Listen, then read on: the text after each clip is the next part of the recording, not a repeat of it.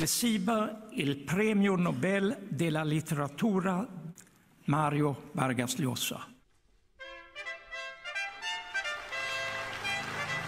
I had no imagined, before that socialism could represent a system so brutally repressive.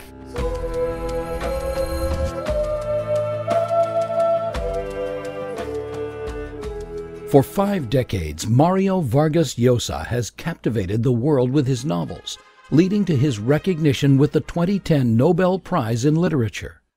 Like many Latin American writers, he was once a socialist. But if you assume Vargas Llosa conforms to the stereotype of a left-wing artist, you'll find yourself mistaken.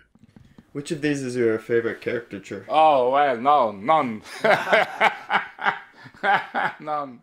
When Alan Garcia tried to nationalize the banks, we protest, I wrote a manifest and we published with 100 signatures. And this is As a writer, Vargas Llosa has made a career out of defending his principles and questioning the assumptions of others. He's become an outspoken advocate of free markets and limited government, joining Atlas as its Templeton Leadership Fellow and emerging as one of the world's most important freedom champions. In my youth, I was a Marxist, I was a socialist. I had the idea that the only way in which we could fight all the injustices, the enormous inequalities, the exploitation of the poor by the very small minority of rich was socialism. I went 5 times to Cuba in the 60s. And then I started to discover that that reality was not as the image that I had, that I wanted to have of the Cuban Revolution.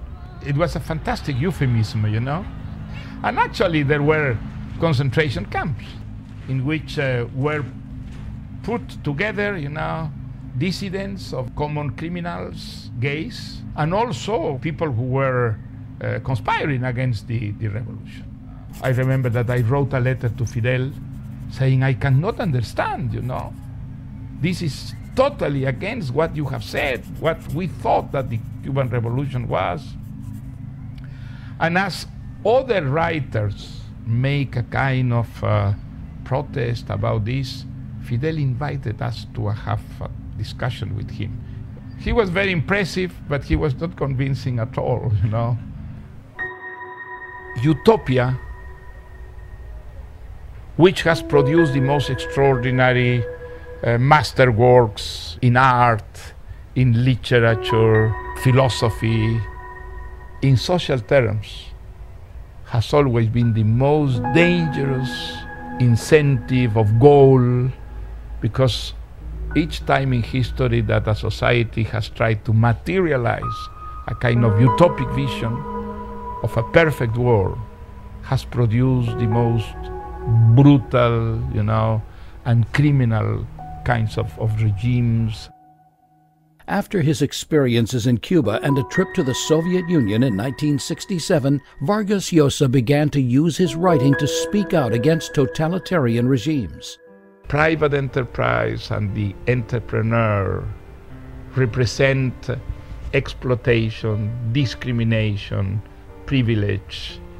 This is a prejudice that is deeply, deeply rooted in countries in which people have been suffering for centuries of the corruption and inefficacy of the state intervention in the economy. Mario Vargas Llosa has reached beyond his writing to spread the ideas of liberty. Starting his own think tank in Spain, he has publicly challenged socialist leaders such as Venezuela's Hugo Chavez. I am very grateful to institutions like Atlas, which are conscious of the importance of ideas if we want to reform society, if we want to destroy this very negative tradition of authoritarianism. keep the spirit alive, keep fighting on, because the victory is attainable, is there. It depends on us. We are the only responsibles of what will happen in the world, you know.